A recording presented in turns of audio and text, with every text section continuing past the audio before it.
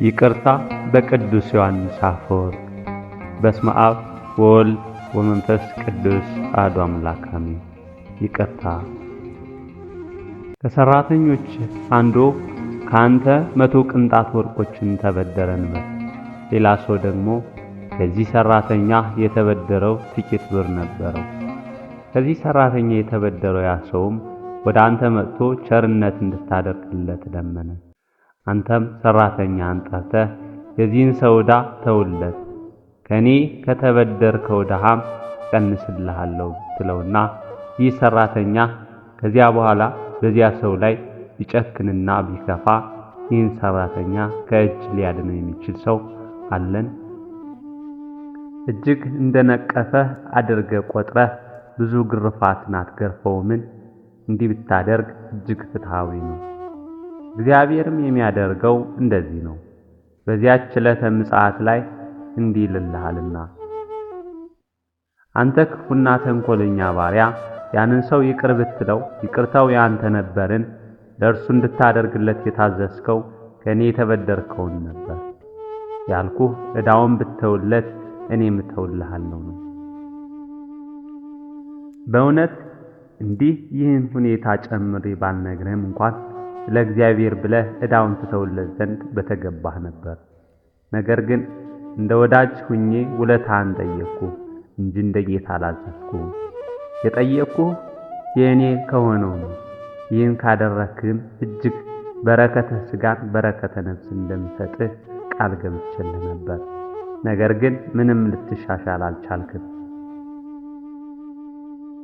ከዚህም በላይ ሰዎች እንደዚህ ሲያደርጉ የሚቀንሱት የዕዳ መጠን ሰራተኞቻቸው ላበደሯቸው ሌሎች ሰዎች የቀነሱትን ያህል ነው። ለምሳሌ እንበልና አንድ ሰራተኛ ከአሰሪው 100 ቅንጣት ወርቅን ይበደራል። ሌላው ሰው ደግሞ ከዚህ ሰራተኛ 10 ቅንጣትን ይበደራል። ሰራተኛው 10 ቅንጣትን ላበደረው ብድሩን ቢተውለት፣ አሰሪው ግን 100 ቅንጣትን አይተውለትም። የሚተውለት 10 ቅንጣቱን ብቻ ነው። ሌላውን እንዲመልስለት ይፈልጋል።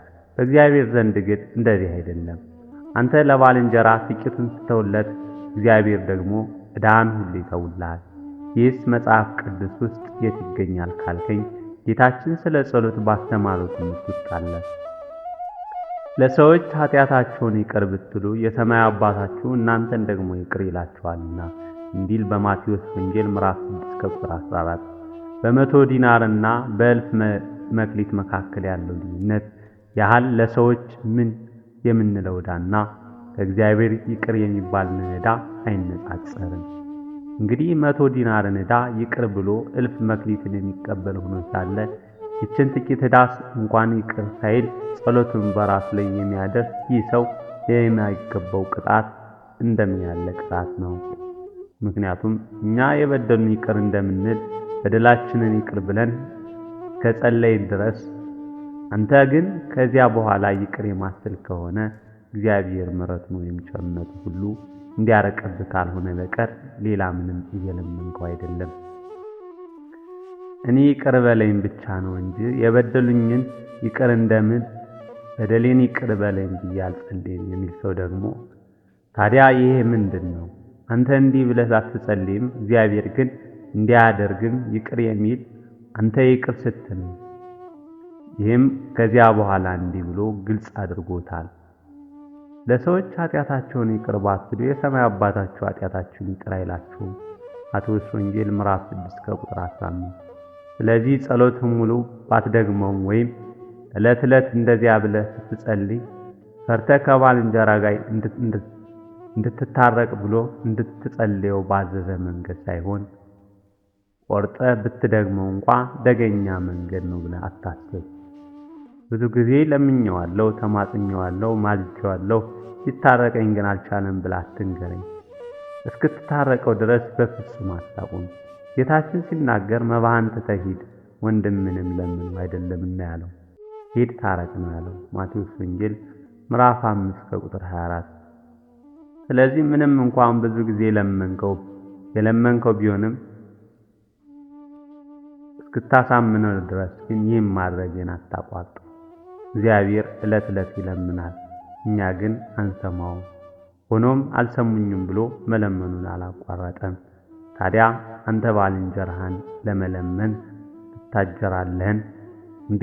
እንዲህ የምታደርግ ከሆነስ ልትድን የምትችለው እንዴት ነው? የይቅርታ ልብ ይስጠን። በቅዱስ ዮሐንስ አፈወርቅ።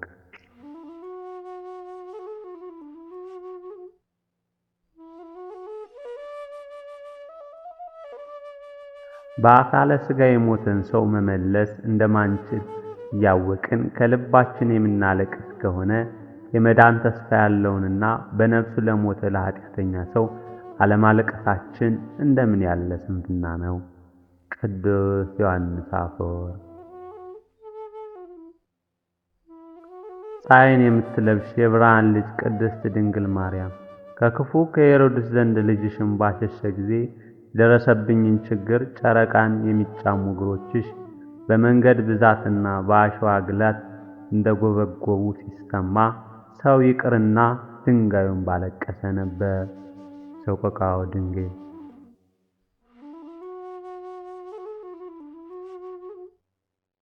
ውድ የምክራዊ ሚዲያ ተከታታዮች ዘወትር አገልግሎትን በመደገፍ ላይክ፣ ሰብስክራይብ እንዲሁም ሸር በማድረግ እንድትከታተሉን እናሳስባለን።